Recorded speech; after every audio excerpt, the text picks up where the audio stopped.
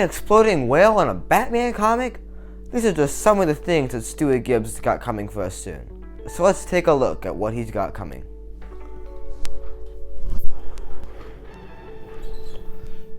Alright, we are here at my desk. So why don't you come take a look with me at what Stuart's got coming. Alright, so we're here. And so we scroll down to the bottom. Stuart has a list of his upcoming books. Looks like Spy School Project X is up next. So we have the cover of it here, and then we're gonna read through the plot that he's given us. So Ben Ripley's longtime nemesis, Murray Hill, has put a price on Ben's head and accused him of being at the center of a conspiracy on the internet. Now Ben finds himself in his greatest danger yet, is on the run from both assassins and conspiracy theorists. With only his friends to rely on, Ben must race against time and across state lines to track down Murray before Ben's enemies can find him. Oh boy, that sounds like a lot. That's a lot of suspense, a lot more action than what we've seen before. I'm excited for this one, I think. I'm not sure if I was excited before, but now, if we take a closer look at that, that looks really good. That's going to be a fun read when it comes out on September 6th this year. Next up, we have Once Upon a Time, The Labyrinth of Doom. Now this is a series that Stuart Gibbs started earlier this year, and although I didn't think highly of it at first, it actually wasn't bad, so I'm curious to see where the second one's going to go. Let's take a look at that. Prince Rupert, I don't even know how to pronounce that, sorry guys. Prince Rupert is very upset. The knights in training, Tim and Belinda, have thwarted his plans and ruined his chances with Princess Grace. And so to get even, he has kidnapped the princess and trapped her in the most complicated, dangerous, complex, dastardly, biggest, okay, you get the point, and scariest maze in the whole world.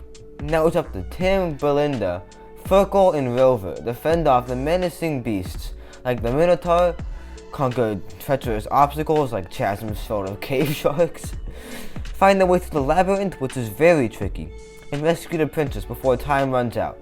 Oh, and they need to remember how to get back out again, or they'll be trapped in the maze forever. Oh boy. Now remember from the last one that it was actually really funny. And looking at the blurb for this one, I expect the same now. I think that's going to be a really entertaining read. I love the humor he's put into the blurb itself, with using long words over and over and over to describe it. Or like making up things like cave sharks. Like, this already looks like it's going to be funny and I'm already entertained just by reading the blurb. So although I didn't have high expectations of this series to begin with, I am actually really excited to read the second book in this series now.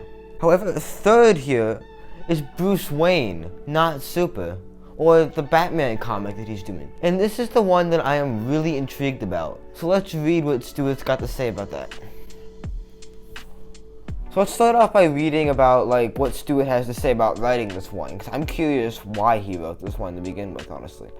So on February 7th, 2023, I will realize a lifelong dream, publishing an honest-to-goodness Batman graphic novel of DC. This project has been in the works for over 3 years, but I have been sworn to secrecy by DC until now. Ever since I was a kid, I've been a huge fan of Batman, because Batman was just about the only superhero that I could be.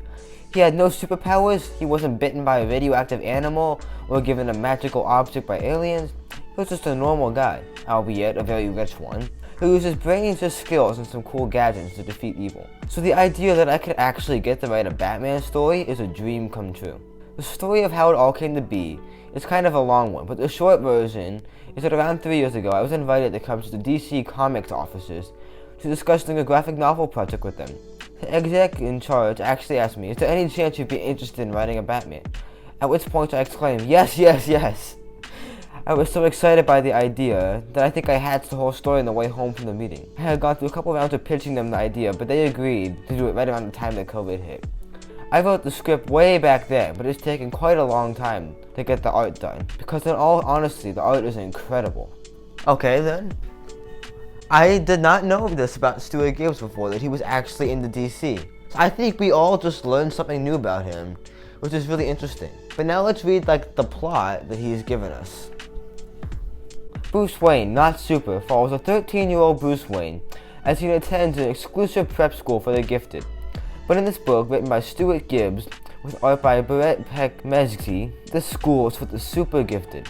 Bruce doesn't stand a chance of winning a race against the future Flash, or a swim against the future Aquaman, and he always gets picked last for dodgeball.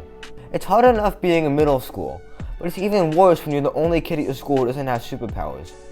Bruce does have a goal though. He wants to make a difference in the world. But how can he do that when he doesn't have any powers? While the future supers are currently content to simply use their gifts to glide through school and court popularity, Bruce struggles to figure out if he has any gifts at all, and if so, how to use them. His challenge comes when he discovers fellow student Jack Napier and his hired bully Bane shaking down lesser-powered students for money, including the hapless kid Dirk Grayson. Someone must stand up to them, and somehow, it's gonna be Bruce. Bruce Wayne, not super, represents an alternate origin story for Batman and a number of other iconic DC characters. Imagine them all as school-age kids, and with Bruce as the misfit. Filled with lots of humor, this is a light-hearted take on a well-known and beloved character. I'm gonna be honest here, I'm not a DC fan. Although I haven't watched or read anything from them really. I'm a Marvel person, and I'm much more into Marvel than I am into DC. But I am gonna read it because it's from Stuart Gibbs, but I'm not sure how excited I am to read this. But I'm really intrigued that Stuart Gibbs decided to do this because it's a lot different from what he usually does. I mean, it doesn't mean bad, because the Once Upon a Time series was much different from what he usually does. So I'm gonna give it a chance. Next up, we have Well Done, the 8th book in the Fun Jungle series. And I'm really excited for this one. I think you're gonna hear why pretty soon. Alright, let's read what he has to say. As you may have deduced, this plot contains a whale. Well, no duh, Stuart. Of course it contains a whale. Great humor there, though. After an escaped kangaroo starts a fire that burns down his house, Teddy Fitzroy accepts an invitation to go to Malibu with his girlfriend Summer and her mother Candace. He's hoping to spend some time relaxing on the beach, but wherever Teddy goes, trouble isn't far behind. First, a massive dead whale has washed up on the beach, and before anyone can determine what killed it, it explodes! Doc, the head vet from Fun Jungle, suspects something fishy is going on, and ropes Teddy and Summer in helping him investigate. Then Teddy stumbles upon yet another mystery, involving tons of stolen sand, and the paparazzi start spreading rumors about Summer dating a celebrity, leading Teddy to question the relationship. Without Summer as his trusted partner, can Teddy navigate the rough waters of this glitzy world and uncover what's going on? Well, between a kangaroo arsonist and an exploding whale, I am really excited for this one. I think the way I described that is kind of concerning. But I am actually really intrigued by this one. Like, I will read this one just to see the kangaroo that burned down his house and the whale explode. I will read this book simply for that, because those two are already looking highly entertaining and really funny. I'm really excited for this one, in case you can't tell already. I think this is the one that I am most anticipating for next year. And last we have the graphic novel version of Spy School Camp. And Stuart Gibbs has shown us nothing about it other than the cover. Which I mean makes sense, because it's just gonna follow the same plot as the books. So why don't I go grab the book and we can read the plot for that one instead. Alright, I've got Spy Camp here. Why don't we read the plot for this one? When Ben Ripley finishes his first year of spy school, he's ready for a summer back in the real world, where assassins don't lurk around every corner and a kid can just be a kid. So it comes as a shock when Ben's told he's required to attend summer school at a rustic wilderness camp, where he'll partake in rigorous survival training. But enemy organization Spider is after Ben once more, and the mole has infiltrated the camp. Can Ben and his friends root out the enemy before they take him out? For good? I'm curious to see where this one goes, because the first graphic novel wasn't really my favorite, so I don't know how I'm gonna like the second one. But I'll read it, because like I said about the Bruce Wayne book, it's from Stuart Gibbs. And it's still good in some way or another, so give it a chance. Stuart has got some great books coming up. And he did just release a new Charlie Thorne book. And you can hear all my thoughts about that book in this video right here. Thank you so much for watching, and if you enjoyed this video, be sure to subscribe. I'll catch you next time.